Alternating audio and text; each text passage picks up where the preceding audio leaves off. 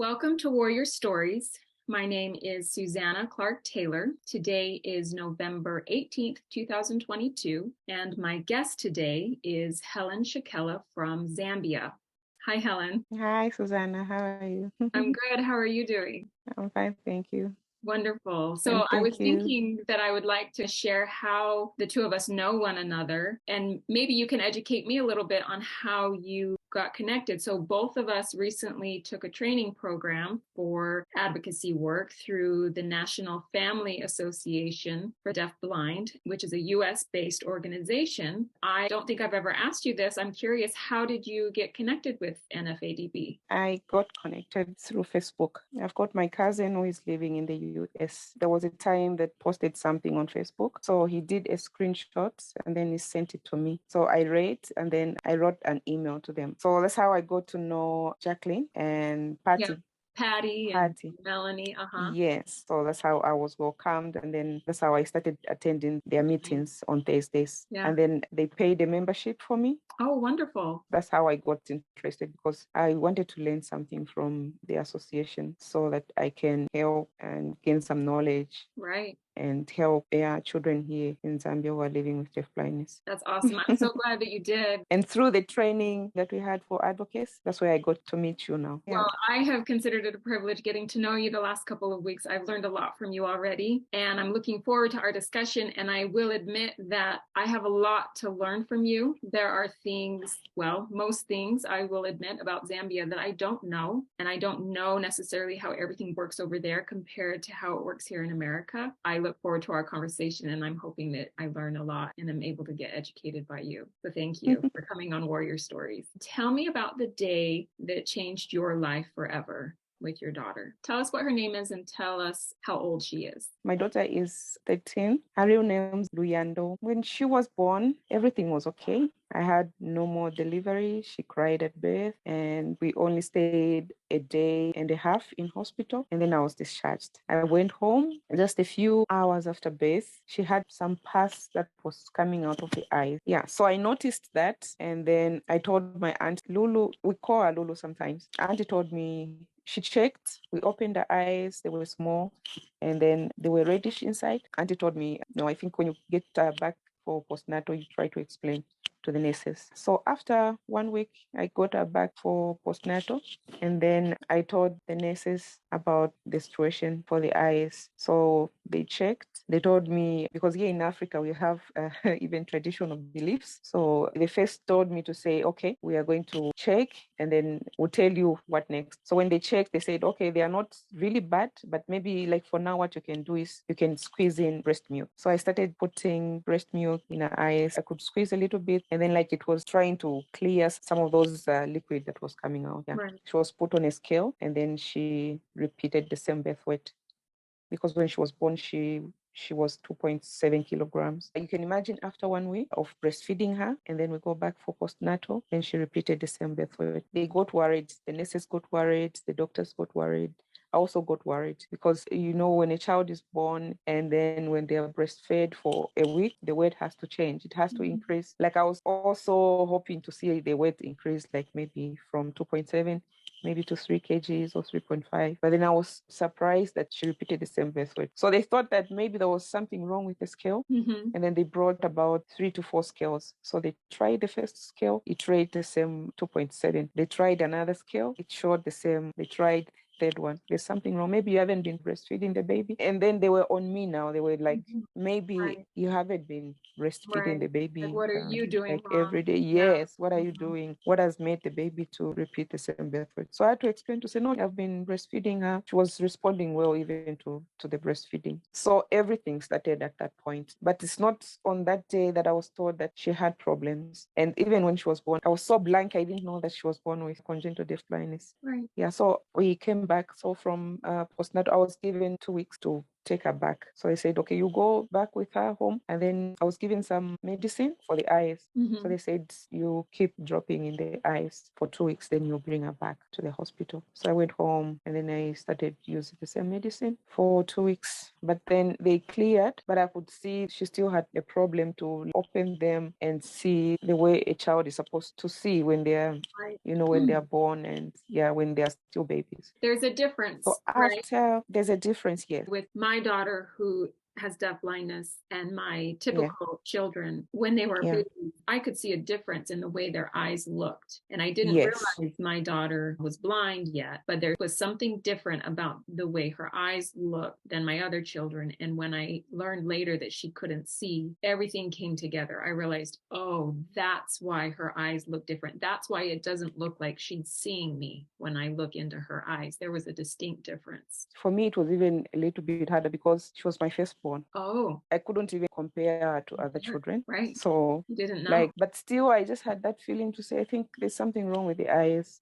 But I never had a feeling to say she was blind. But I would just, I just had the feeling that, okay, there's something wrong with the eyes before I realized that she was born deafblind. So after 2 weeks, I took her back. They cleared a bit, but if she's looking at me, they were not stable. They were shaking. They were moving like, they were not stable. Then when she was 3 months, I discovered that it's not even me who discovered this, my sister. She had bilateral cataracts.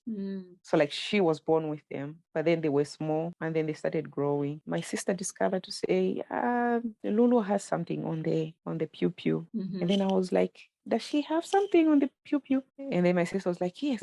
I was not even seeing what she was saying. Sure. So even my other friends, I don't know if that's how it is also in America. Here in Africa, when a child is born, you have friends, you have relatives coming to see the baby. Those who want to bring gifts, they'll bring gifts. And even my friends that were coming, those that came when she was 3 months, they could notice that she had some bilateral cataracts in the eyes. That's the time now that I realized that there's something wrong with the eyes. Before I decided to take her to the hospital, I had to go a traditional way, like using traditional medicine. Being Africans, we also believe in using traditional medicines. So like the grandmother made pounded leaves and then you put on a piece of cloth and then you dip in a cup of water and then you start putting in the eyes. Sure. I tried different things and I was hoping that the cataracts would go. Right. Others would come and tell me, she has cataracts. No, you can use this. Or you can even use sugar. I just pound sugar, you pound it, and then you keep putting in the eyes. And then when you're a mother and you want the best for the child. So I was like, everything that I was taught, I was thinking it's going to work. What I used to do, whenever everyone comes to see her and they tell me, okay, she has this, maybe try to use this, they'll go away. So I used different things. I used pounded sugar, even the glycerin, the one that we apply on the body. I tried to use that, some droppings, just to try and see if the cataracts would disappear. But they didn't because, she had congenital deaf blindness. It wasn't reacting. Everything that I was doing to the eyes was not reacting in any way. Until one day, my friend came and she passed through to say, I haven't seen your baby from the time that she was born. So I was like, oh, you can come in. And then we sat. And then the other thing that I noticed, she was weak, the neck. Yes. It wasn't stiff like, the way it's supposed to be for ordinary children when they are growing from 1 month to 3 months. It becomes stiff and they're able to control it. So like for her, she would go like this, she would go like this, it was very similar to my daughter. She had something similar. She didn't lift her head on her own for a long time. Yes, same with Lulu. So when my friend saw her, she told me, oh, my brother had this. So I asked her to say, so what did you do with your brother when he had these cataracts? And then she was like, he was taken to the hospital and then they operated on him. And then so I said, oh, really? So what's the name of the hospital? So like I had to find out the details of the hospital so that I could take now Lulu to the hospital. So she told me, she gave me the details. I got the details and then I had now to take Lulu to the hospital. But before I took her to the hospital, there was another grandmother that came to, I would call her grandmother. She was a friend to me because she was an elderly woman. So when she saw her, she told me, in the past, what we used to do when a child has this, you have to pick a button. In Africa, we have a lot of funny things. She told me you have to go and pick a button on a rubbish pit. So she told me you search for a button, and then when you find it, you just clean it, and then you get something like a rope, and then you put in the holes, and then you put around the neck. So when she told me, I was like, oh, maybe this can work.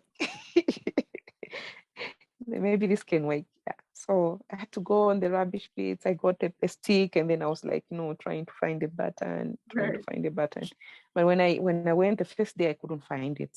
It's like, I was anxious and I was looking forward to find that button. So I couldn't find it. Then following day again, I went there. I started looking, trying to check. And then finally I found it, a small one. And then when I found it, when I looked at it, I felt like, no, she's already healed. I just imagined a lot of things. You were hoping, like you had a lot of hope Yes. in a lot of Yes, I had a lot of hope to say, now finally, I think she's going to be all right. right. Because no, even the way she was narrating to me, to say, no, in the past, we never even used to do what you do nowadays. This in the past, there was no medicine.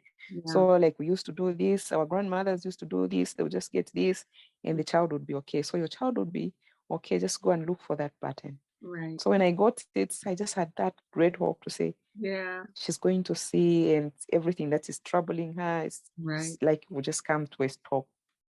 Yeah, so I got a rope, and then I put in the hose, and then I had put in her neck, and then I started observing. But nothing was even really happening. Right. She Right. was just still she continued, facing the challenges of sight. Mm-hmm. So that's when I just decided to say, I think hospital is the best.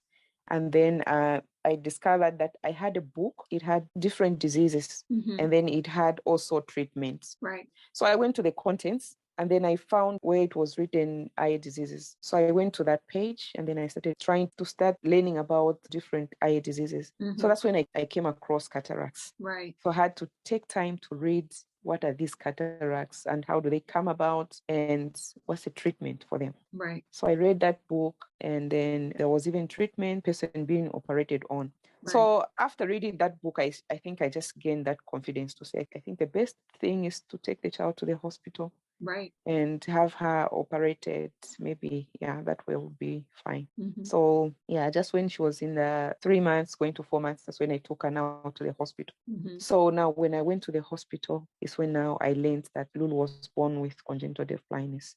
So Right. they asked me the whole process when she was born. Did she cry at birth? They Mm-hmm. asked, all those questions. So I told them, yes, she cried at birth. But then I had to tell them after she was born, and then when we were released going home, she had this discharge in the eyes. Right. So I wanted them to have that history so that even as they start the diagnosis, they have that in their mind. So I explained all that. And then they were writing, and then they checked her. There were different doctors that came to check her eyes. And then now they told me to say she has congenital cataracts. Mm. So by then I didn't even know what it means, congenital. Everything was like Sure. new to me. Yeah. Each and every word they tell me, so it was like, what Right. is this thing now? But I had to take time to listen, and then I really wanted to know what causes a child to be born blind and to have, all those cataracts. So now that's when they started telling me. After seeing the cataracts, and then after seeing the way she was weak, the neck, and all the behaviors that she was showing, they Mhm. knew that I had German measles in pregnancy. Oh, interesting. Yes. And you didn't Yes. know. So, Did you and I know? didn't know. You I didn't didn't. know. I didn't. I didn't. Wow. So now that's when the senior doctor called me, and then he told me we are going to have the child. She's going to have her first operation so that we can get rid of the cataracts. Uh-huh. So I was like happy. And then even after reading in that book, it was saying the best treatment is having an operation. So I was like, after having an operation, I think she's going to be fine. Right. Yeah. She had the first operation, and then we stayed in hospital. That's how my life was now changed forever, because I knew what I was dealing with. She was operated on, and that day we didn't stay in hospital, but she she was operated on, and then she was put, I think you have the photo where I sent you where she was like, they had put a bandage round, so they just left the nose. The nose. So they asked me to say, it's up to you. If you want, you can stay with her here, or you can go home and then you come back tomorrow in the morning. So I felt like going back home with her was okay. So I said, okay, I'll go back home with her and then we'll come back in the morning tomorrow. I think that was the hardest day that I ever experienced with my daughter. Right. You know, when I reached home, I put her on my laps and then I started like, looking at her, and I was like, checking. I became scared and I was afraid. I was thinking like she can stop breathing, and because the way the bandage was tied and all that, and then she was just left on the nose. So like when I'm breastfeeding her, she was finding it difficult to breastfeed. It was hard that day. And I remember I didn't sleep. I was like watching her over the whole night until morning. Right. I was afraid to sleep. Of course. I couldn't even sleep. My eyes was just on her. If she moves, I would turn around. So I was just like so close and observing, especially that she was especially covered and just the nose was left. And then we got back to the hospital. So they removed the bandage and the eyes were so red. The doctor told me to say at this moment they'll be like this because she still has some pain, and then you continue putting the medicine and then we see how the response will be like. I followed the instructions and then I was like, putting the medicine, and then I kept going back for review. I had to ask them to say, so now what causes all this? Understand, yes, and find answers. So now that's when the doctor told me, you probably had German measles, that sometimes it's called rubella. Right. And for him, actually, he just mentioned direct to say you had rubella. So I was like, because I didn't know what it meant. Right. I was like, rubella, what is rubella? So that's when he said sometimes it's called German measles. Right. So I asked to say, how does it come about, and what connection does it have with the child, and what are the symptoms? Because throughout, when I was pregnant from 0 to 9 months, I was okay. I was never sick. Right. I was a strong mommy. Wow. Yes. So like I was wondering to say, how did it come about?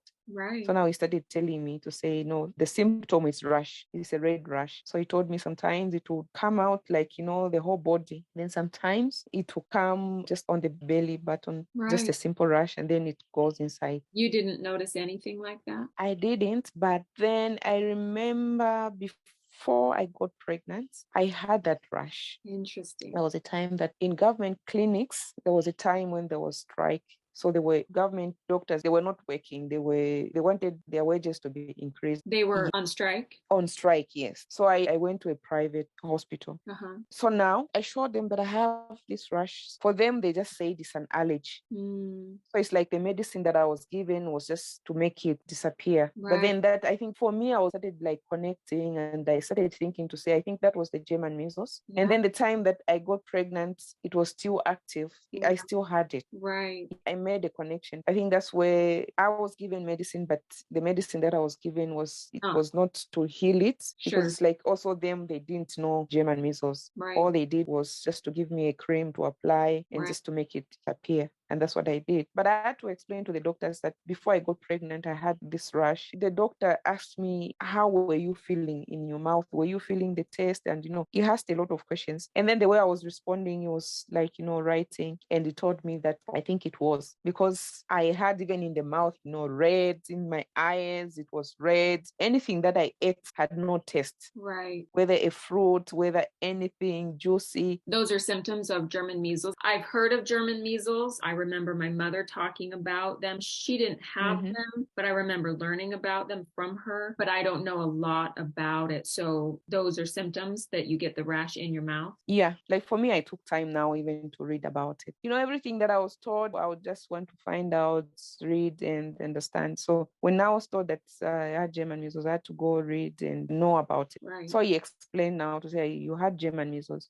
And then he told me I had it between 0 to 3 months of pregnancy. Wow. Yes. So he said when a pregnant mother has it between 0 to 3 months, the fetus is affected, and then the child will be born with a lot of defects like blindness, deafness, cataracts, problems. And that description, that was exactly that happened to Lulu. Right. She had blindness and those the cataracts. Right. So he started telling me now, oh, that's why your child has the cataracts and the blindness. So it's because of the German measles. Oh, That must So I have was been like, oh, devastating. yeah. So I was like, now I started asking, is she going to see? So now they started telling me they didn't want to give me so much hope because for them, they knew what German measles does. Right. So they told me it's just by the grace of God that when we do the operation, whatever happens, she might see, she might not. And then I was assured that German measles is a bad virus. Once it destroys the parts of a child, it's difficult to retain Right. them. Right. So I was like, oh, You learned that she was blind and that the German measles caused it. At what point did you learn that she was also deaf? because it was a big hospital. So the time that they were doing the test for the eyes and everything, they also did the test for the ears because she was operated on twice. Even when she was 9 months, they booked her for another operation. So they said, no, we have to, because after that operation, the cataracts now started like on top and they were like coming down, covering the whole cornea. Mm-hmm. So they said, no, we have to redo the operation. So they had to redo the operation when she was 9 months. After that, the second operation, she was given again time to heal. And they said, again, we have to give it time also to see how the second one will respond. So we stayed home and then I just kept observing and I kept on putting the eye drops, Mm-hmm. taking her back for reviews until she was, I think, 1 year. So the second operation, her eyes started dipping. Mm. They started like, dipping, like, going inside. Right. I noticed there was a day when I was bathing her. When I touched her eyes, that's when I saw they are dipping. There's just like a hole. Couldn't feel the hole inside. Right.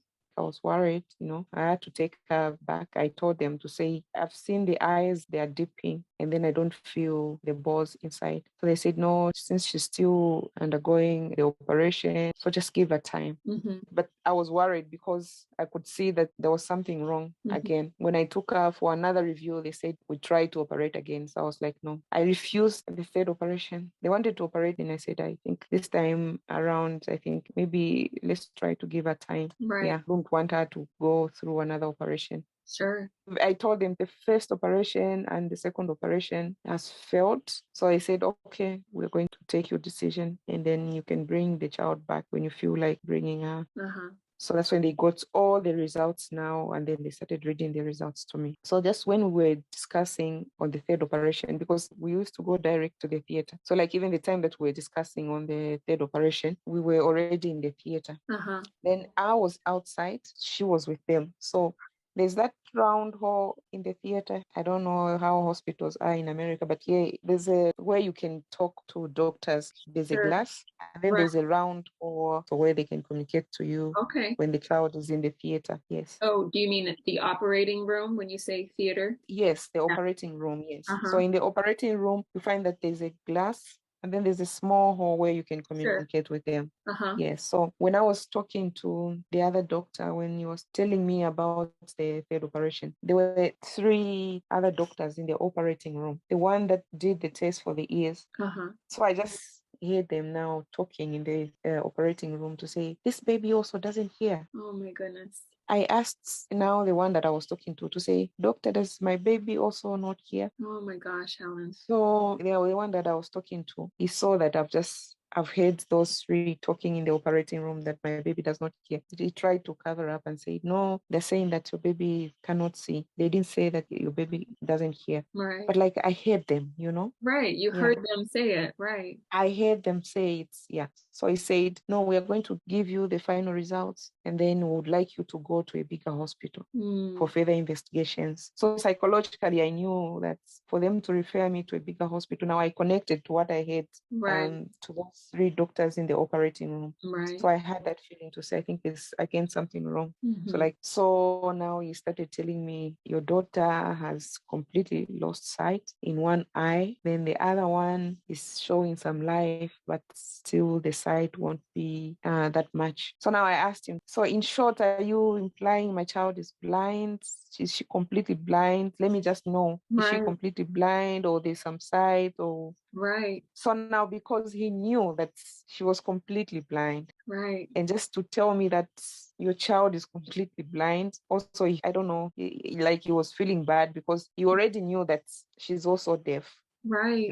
He said your child is completely blind. She has lost sight. So they hesitated to So tell you how bad it was, it sounds like. yes, I remember crying that day. Of I course. really cried. Right. I cried. So they gave me the papers, they wrote me, and then they referred me to a bigger hospital. And then they told me you should take her to a bigger hospital. So I went outside. Before I even to look for a cab, I sat down and then I cried. I brought her on my chest and I was alone. I Oh, cried. So there was a guard that saw me crying and then he came to me. So I was like, yes, my sister, how are you? What's the problem? You're crying. Is the baby so much sick? I looked at him. I even failed to respond. I was just like, no, crying. They right. said, what could be wrong? Have you already seen the doctor? Now I started talking to him to say, yes, I've seen the doctor. She's not sick, but she had a problem. And then we're coming for reviews and all that. But I've just been told today that she's completely blind and she has lost her sight. And then he was like, oh, I'm so sorry. Can I look for a taxi for you? Oh, And I said, oh, yes. And then he went to look for a taxi. And then the taxi came. So I jumped in the taxi with her. And then I went home. So when I went home, that's where it was even more emotional because like my neighbors came and then they were looking forward to hear from me what I've been told right. at the hospital. Everyone had hoped to say, oh, Lulu's eyes are okay. And my friends came, what have you been told to the hospital? So they just found me crying. I couldn't even explain anything. So like they just came now.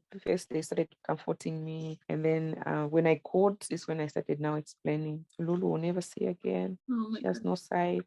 And then I've been told that I should take her to a bigger hospital. I didn't even take days. I think the following day, I had to take her to a bigger hospital. Mm-hmm. So now here we have, it's called the University Teaching Hospital. It's the biggest hospital here in Zambia. Mm-hmm. That's where I took her. That's where now I got all the details about her. Right. So when I got there, they also now started doing their own observations. There were a lot of doctors because it's training hospital and there are students learning and the senior doctors. Everyone was there. Right. After they tested the ears, they asked me, does your child hear? Mm-hmm. So I said yes, because I didn't know that she Right. doesn't hear. Right. So I said, yes, she hears. So they asked me, what's her name? Then I told them her name is Lulu. Can you call her? So I said, Lulu, Lulu, Mm. Lulu. Yeah. So they looked at me and then they said, so what makes you think your child hears? So I said, yeah, she's looking at me. So like, doctors, they knew that she's deaf. Right. And I didn't know that she's deaf. All I knew was that she's blind. So like I just started telling them to say, no, I'm just from another hospital. All I know is she's blind but not deaf. I'm So sure that's when you now didn't want to believe it. I'm sure you yeah, were in denial a little bit. I yes, would I have. was in denial. Mm. I went through all the stages, denial stage, guilty stage, Right. Of uh, course. the crying stage, all the stages Mhm. until I reached the acceptance stage. Yes. Right. But that I takes had a to go while through to get there. Yes, I had to go through all the stages. I was in denial. So they told me your child doesn't hear. Wow. Like what? Yes, she doesn't hear. Oh, now things now started getting hard for me. Oh my goodness. Like I'm from the hospital, I'm told she's blind, and then I come here and I Good. was hoping that it being a bigger hospital, I'll Right. be told that, oh, she can see in one eye. I still had that hope, then only to be told that she's completely deaf. And then I was like, oh. So they said, we are still doing the tests. We'll get to tell you other things. So there was another senior doctor that came, did an observation. He had a stethoscope. And then now he did the test. He tested the heart. The same day that I was told that she's deaf, I was told that she had the heart problem. Goodness. Mhm. I was like, so I connected blind, deaf, and now the heart problem. So like now I lost hope. When I Of was told that she course. has a heart problem, like I lost hope. I even asked them to say, is she going to survive? All right. It was bad. I had questions. So when I asked them to say, so now doctor, is she going to survive? So the doctor said, yes, she's going to survive, but except she will live with these disabilities. Right. So now I asked them to say, so what could be the problem now with the heart? So he told me she had a hole, that one of the valves were open, that they are supposed to close. But then they told me that so one valve is open, so she will need to be visiting the cardiologist. She's now a cardiac patient. Mm-hmm. Yeah. So when I went back home, I was not me. Of course. I was, yeah, I was walking, but you're not listening, you're not seeing, you're just a robot. Of course. It was hard. So I went home. I started now thinking to say, how is life going to be? How Right. am I going to raise this child? Right. Yes. How am I going to raise her? And yeah. So they gave me an appointment to go back to check the heart and all that. So I went back there, and then for the ears, I was told to do assessments, and then they did the assessments, and then the doctor signed to say she was born completely deaf. That's the time that I learned that Lulu was born deaf blind. Right. So like even the time that I was struggling to put the traditional medicine in the eyes and all that, she had no sight and she had no hearing.